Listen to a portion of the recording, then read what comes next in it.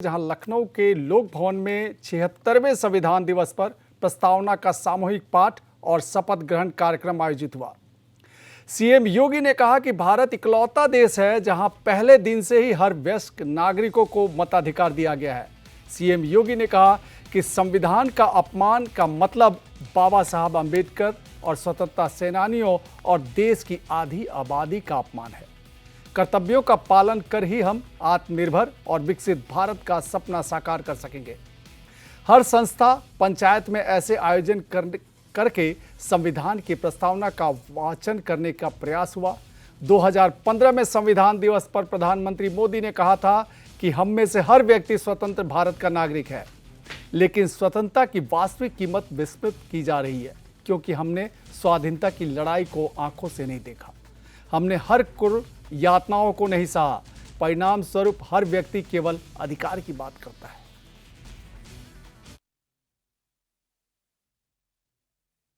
अगर हम भारत के संविधान का अपमान करते हैं तो यह अपमान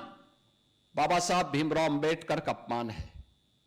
भारत के स्वाधीनता संग्राम सेनानियों और बलिदानियों का अपमान है, उन गरीबों का अपमान है जिन गरीबों ने भारत के संविधान की ताकत के बल पर अपना लोकतांत्रिक अधिकार पाया है। उस आधी आबादी का अपमान है जिस आधी आबादी को भारत के संविधान ने पहले आम चुनाव के अंदर ही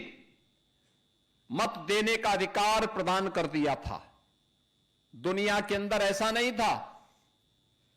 दुनिया के अंदर आधुनिक लोकतंत्र का उद्घोषणा करने वाले तमाम देशों में जब आप लोकतंत्र की बात करते हैं, मताधिकार की बात करते हैं, तो दुनिया के अंदर आधुनिक लोकतंत्रवादी उन्होंने अपने कुछ ही तबके को मत देने का अधिकार दिया था। दुनिया के तमाम बड़े देशों में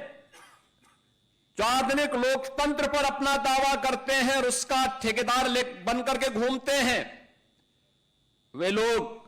अपने यहां आधी आबादी यानी महिलाओं को मत उन्होंने देने का अधिकार बहुत बाद में दिया, लेकिन भारत ने पहले दिन से ही हर वयस्क मतदाता को, अगर वह भारत का नागरिक है, किसी भी जाति का है, किसी भी क्षेत्र का है, किसी भी मत और मजहब को मानने वाला है, उसकी उपासना विधि कुछ भी है, अगर वह भारत का नागरिक है तो वयस्क मतदाता को मत देने का अधिकार भारत के संविधान ने भारत के प्रत्येक नागरिक को प्रदान किया। भारत के अंदर बिना भेदभाव के संविधान लागू होने के साथ ही सामाजिक रूप से अस्पृश्य कहे जाने वाले दलित समाज के लिए, जनजातीय समाज के लिए आरक्षण की व्यवस्था भी भारत के संविधान ने दी और उनको यह अधिकार समाज की मुख्य धारा के साथ जोड़ने और सामाजिक समता के निर्माण में उनकी भूमिका का निर्वहन किया जा सके, इस दृष्टि से एक बड़ा क्रांतिकारी अभियान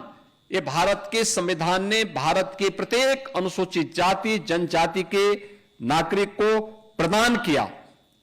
और भारत के संविधान के प्रति ही उन भावनाओं को आगे बढ़ाने के लिए आज नया भारत उस दिशा में तेजी के साथ आगे बढ़ा है।